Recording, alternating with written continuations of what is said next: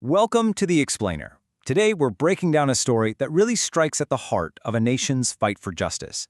It's about a man who spoke truth to power and the ultimate price he paid for it. This quote, man, it just gets right to the heart of it, doesn't it? A mafia state. Think about that. It's where the lines between law enforcement and criminal enterprises just completely blur. And that's exactly what we're talking about here. On December 5th, a brutal act of violence was used to try and silence an entire nation.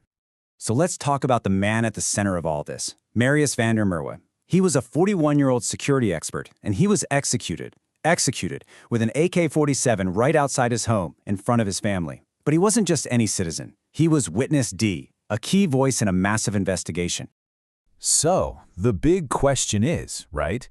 Who was this man, really? And why was his voice so dangerous that someone had to extinguish it? To get why he was murdered, we have to understand the battlefield he chose to step onto. And that battlefield was the Madlanga Commission. This was a really high-stakes judicial inquiry set up by President Cyril Ramaphosa himself. Its whole purpose was to stare down a deeply, deeply troubling question about the state of the nation. And let's be super clear about the commission's purpose. This wasn't just about, some low-level fraud or petty crime. No. This was designed to investigate something way more sinister, how deep the rot of organized crime went within the state itself. We're talking police, prosecutors, the whole system. It was right here, in this high-stakes arena, that Marius van der Merwe, testifying anonymously as Witness D, dropped an absolute bombshell of a testimony that would shake the commission to its core. He starts telling this story, and at first it sounds like a pretty routine police operation, going to pick up a robbery suspect. But it very quickly descended into something much, much darker. The operation turned into an interrogation, and that interrogation, it became torture. The suspect was begging for his life, even offered a bribe, but it was too late. Van der Merwe said the whole atmosphere just changed completely. And just like that, the suspect was killed. But the story? Oh, it doesn't end there, not by a long shot. In fact, a frantic cover-up was just getting started, orchestrated by the very people who were sworn to uphold the law. So check this out. The cover-up was immediate, and it came from the top. Van der Merwe testified that the senior official who showed up and gave that chilling order, "Dump the body," was none other than the Deputy Chief of the Ekurhuleni Metropolitan Police Department, Julius Mkhwanazi. Yeah, a guy that up. And you have to ask, why did Van der Merwe go along with it? Why did he help them? Well, he told the commission himself he was terrified. He complied out of pure fear, thinking, I'm next, they're going to kill me next.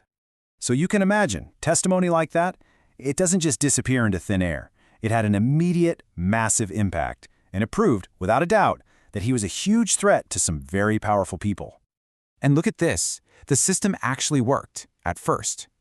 His testimony led to real-world consequences. A powerful police official was suspended.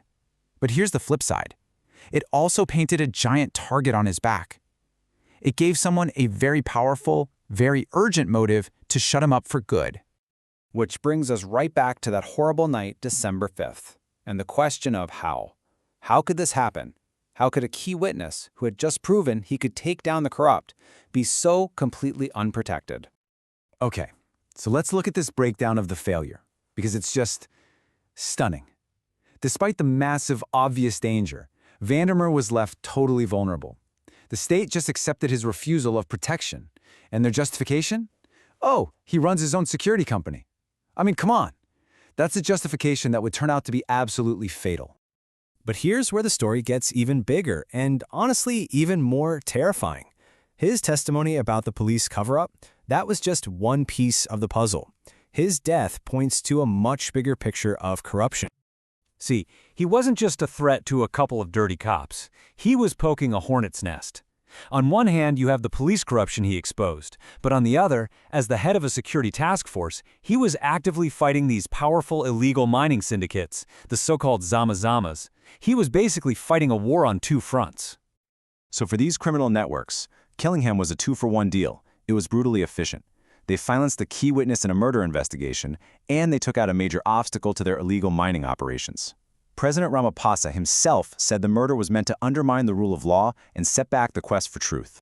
And that leaves us with this final, really chilling question. It's not just about this one tragic case anymore. It forces you to wonder, If a state can't or won't protect the people brave enough to tell the truth, who's left to speak up? What happens when the truth tellers are silenced, one by one?